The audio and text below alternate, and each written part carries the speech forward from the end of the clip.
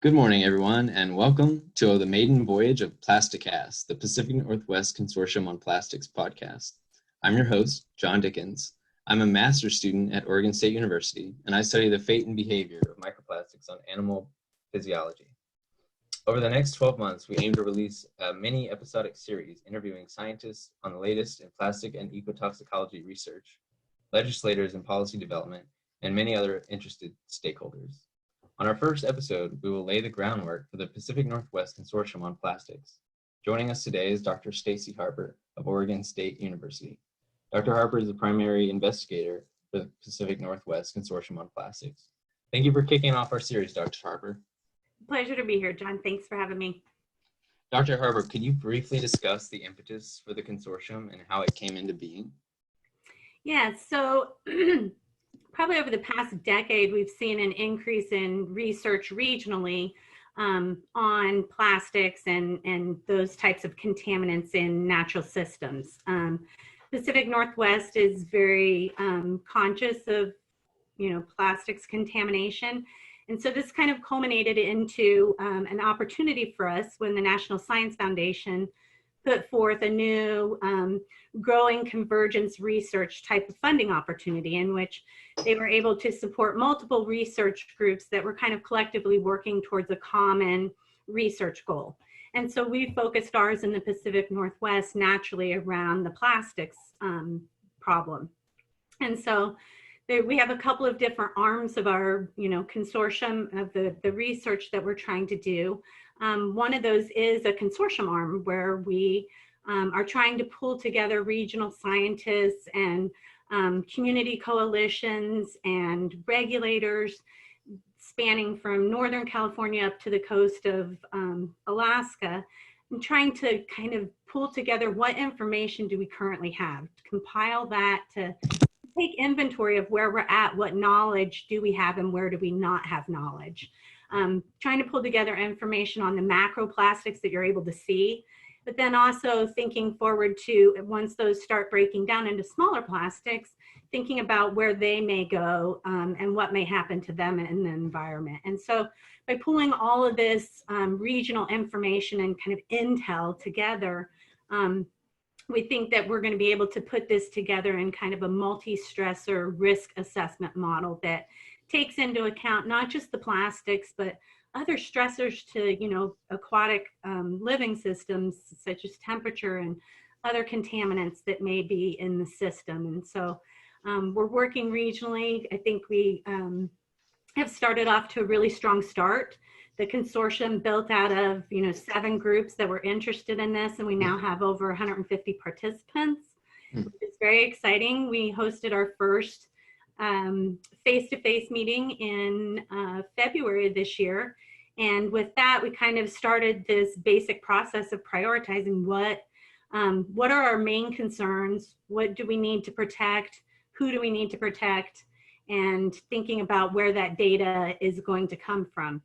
And that's kind of where the research arm of our consortium comes in too, because where we do have these data gaps, especially around, microplastics and now nanoplastics, even smaller pieces, thinking about how they may, be transported differently in the environment and be taken up and impact organisms differently. So we're trying to fill some of those data gaps too.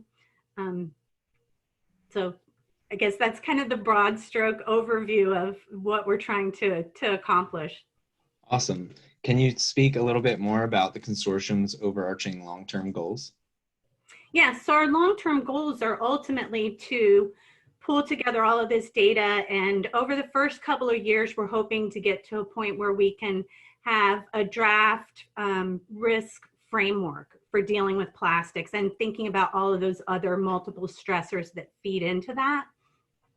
If we can draft that over the first couple of years, so through that first consortium meeting, we kind of identified our lowest hanging fruit of where we have a lot of data on not just the plastics and how they move in a particular, water body, but also on other contaminants that might be there.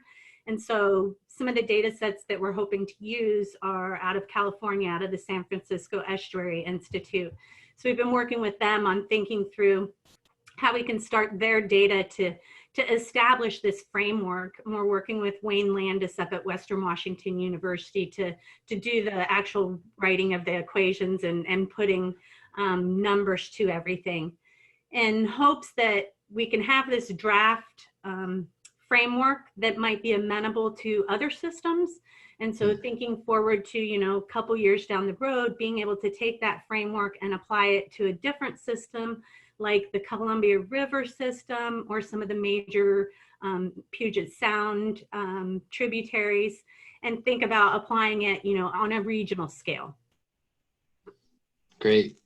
So I'm hearing you talk about plastics as stressors, and we're looking to put together a risk model.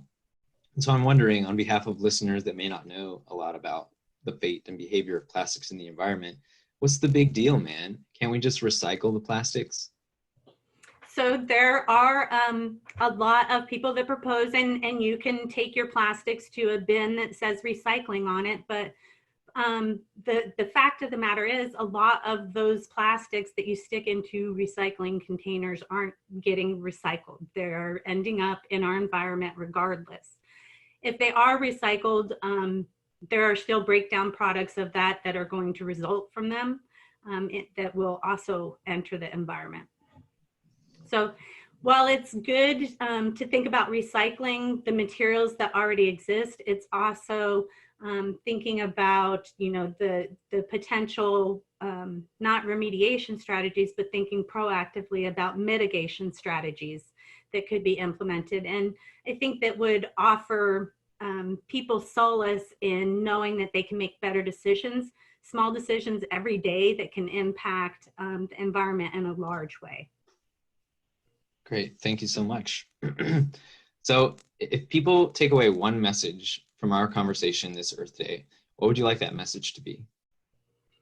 I guess it would be that to just ultimately be conscious of the decisions that you're making, and where there are alternatives possible, even if it's a little bit more of an inconvenience, make those life decisions and help others to understand and to make those decisions as well.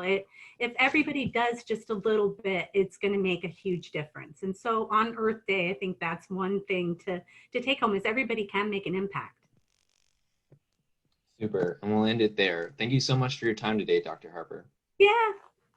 And thank you, listeners, for catching the very first episode of PLASTICAST, the Pacific Northwest Consortium on Plastics podcast.